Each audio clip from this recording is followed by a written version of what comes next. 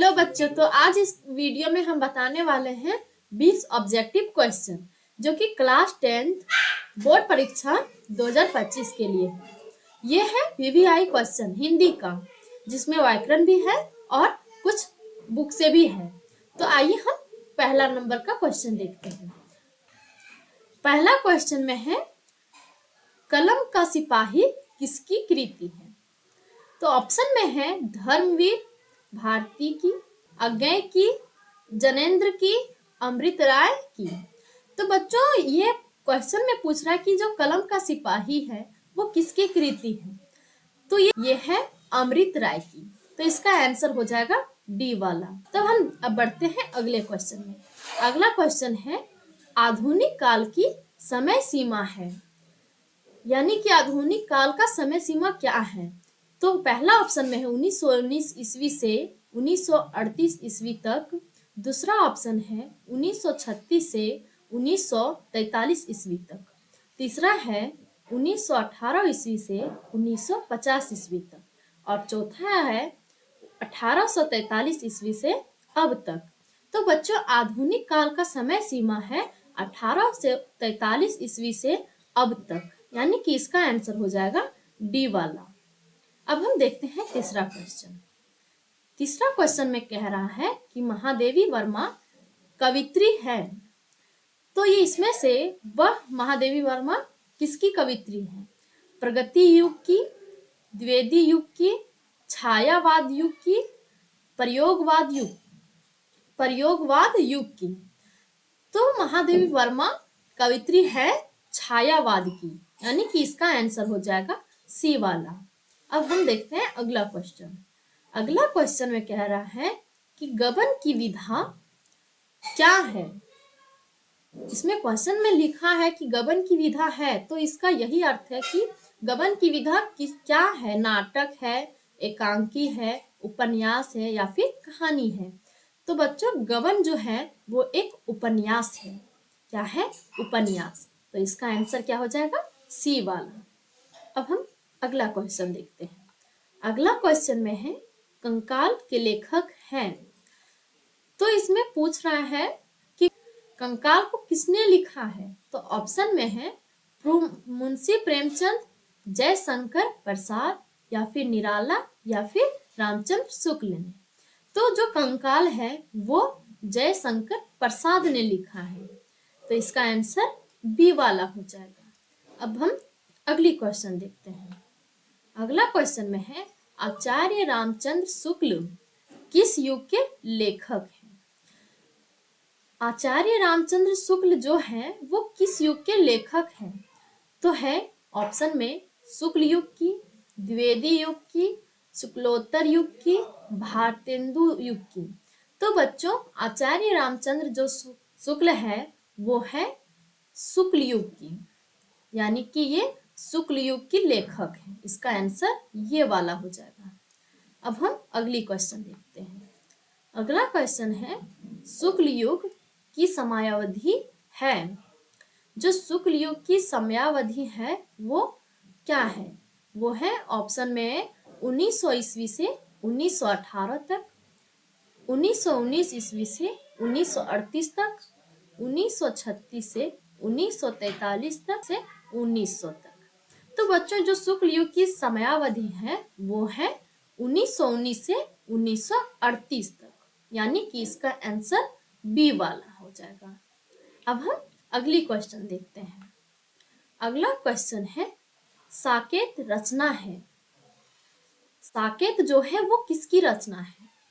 तो ऑप्शन में है महादेवी वर्मा की, सुमित्रा नंदन पंत की, जयशंकर प्रसाद की, या फिर मैथिली शरण गुप्त की। तो बच्चों, जो साकेत है वो मैथिली शरण ने लिखा है, तो ये उसकी रचना है। तो इसका आंसर डी वाला हो जाएगा। अब हमने 20 में से 8 क्वेश्चन कंप्लीट कर लिए हैं। वीडियो को ध्यान से देखिए, तभी क्वेश्चन समझ में आएगा। अब हम अगले क्वेश्चन में बढ़ते हैं। अगला क्वेश्चन है, महादेवी वर्मा की रचना नहीं है, यानी कि इनमें से कौन सा महादेवी वर्मा का रचना नहीं है? क्या लिखा है? नहीं है।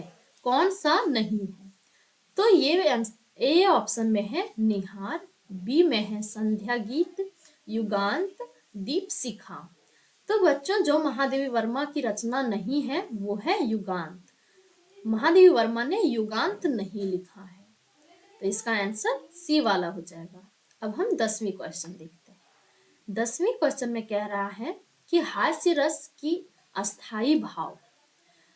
हास्य रस ये है व्याकरण से, तो जो हास्य रस है उसका अस्थाई भाव क्या है? रति है, हास्य है, निर्वेद है या फिर विस्मय है? तो बच्चों जो हास्य का अस्थाई भाव होता है वो हास होता है, इसलिए इसका आंसर बी वाला हो जाएगा, हास है इसका आंसर। हास्य का अस्थाई भाव हास। अब 11वां क्वेश्चन, उपदेश शब्द में प्रयुक्त उपसर्ग है, यानी कि उपदेश में जो है उसमें उपसर्ग क्या है? यू है, या है, उप है या फिर अन है? तो उपदेश, ये देश एक अलग शब्द हुआ, उप अलग शब्द हुआ, और किसी शब्द के पहले अगर कोई उपसर्ग लगा होता है या फिर कोई शब्द होता है उसे उपसर्ग कहते हैं। तो ये बीच में अलग है, ये उप, तो इसका उपसर्ग हो जाएगा उप, उपदेश। तो इसका आंसर सी वाला। अब हम अगला क्वेश्चन देखते हैं। पीपर पात सरिस मंडोला उपयुक्त पंक्ति में अलंकार है। इस पीपर पात सरिस मंडोला, इसका अर्थ यही होता है कि जो पीपल का पत्ता है वो मन की तरह डोल रहा है। तो यहाँ तुलना की जा रही है, और जहां तुलना की जाती है वो होता है उपमा। तो यहाँ पीपल की जो पत्ता है उसे मन से तुलना की जा रही है, तो इसका आंसर उपमा हो जाएगा, बी वाला। अब हम अगला क्वेश्चन देखते हैं। सोरठा छंद में होते हैं, सोरठा छंद में चरण होते हैं, यानी कि जो सोरठा है उसमें कितने चरण होते हैं? 4 होते हैं, 2 होते हैं, 3 होते हैं या फिर 1 होते हैं? तो जो सोरठा में चरण होते हैं वो 4 चरण होते हैं, पहला, द्वितीय, तृतीय और चौथा, यानी कि 4 चरण होते हैं। तो इसका आंसर ये वाला हो जाएगा, सोरठा में 4 चरण होते हैं। अगला क्वेश्चन है, प्रत्यय के भेद हैं। प्रत्यय के 2 भेद होते हैं, कितने? 2, ना ही 4 होते हैं, ना ही 3 होते हैं, ना ही 1 होते हैं। इसका आंसर 2 हो जाएगा, प्रत्यय के 2 भेद हैं। तो हम अगला क्वेश्चन देखते हैं। यद्यपि में कौन सी संधि है? ये जो यद्यपि शब्द है इसमें कौन सा संधि है? यादि संधि, दीर्घ संधि, यन संधि या फिर वृद्धि संधि? तो बच्चों जो यद्यपि है इसमें यन संधि दिख रहा है, यानी कि इसमें यन संधि है, तो इसका आंसर सी वाला हो जाएगा। अब हमने 20 में 15 क्वेश्चन कंप्लीट कर लिए हैं। अगर ध्यान से पढ़ रहे होंगे तो आपको हर एक क्वेश्चन का आंसर समझ में आ गया होगा। तो मैं कह रही हूँ कि अच्छे से पढ़ाई कीजिए और एग्जाम की तैयारी कीजिए। अब हम पहुंच गए हैं अगले क्वेश्चन, यानी कि 16वीं। मछली का पर्यायवाची शब्द क्या है? मछली का पर्यायवाची है, इसका यही क्वेश्चन है कि मछली का जो पर्यायवाची शब्द है इनमें से कौन सा है? द्विज है या फिर मीन है या फिर रसना है या फिर मूढ़ है? तो बच्चों मछली का पर्यायवाची शब्द मीन होता है। क्या होता है? मीन। तो इसका आंसर बी वाला हो जाएगा। अब हम अगला क्वेश्चन देखते हैं। हानि लाभ में समास है। क्वेश्चन में कह रहा है कि जो हानि लाभ है इसमें कौन सा समास होता है? तो जो दोनों पद होते हैं वो अगर प्रधान होते हैं तो वो द्वंद्व समास हो जाते हैं, यानी कि जिस और एक तरीका है कि जहां डेश लगा हो बीच में, किसी शब्द के बीच में ये चिन्ह दिखे, वो हो जाता है द्वंद्व समास। ना ही कर्मधारय समास, ना द्विगु समास, ना बहुव्रीहि समास।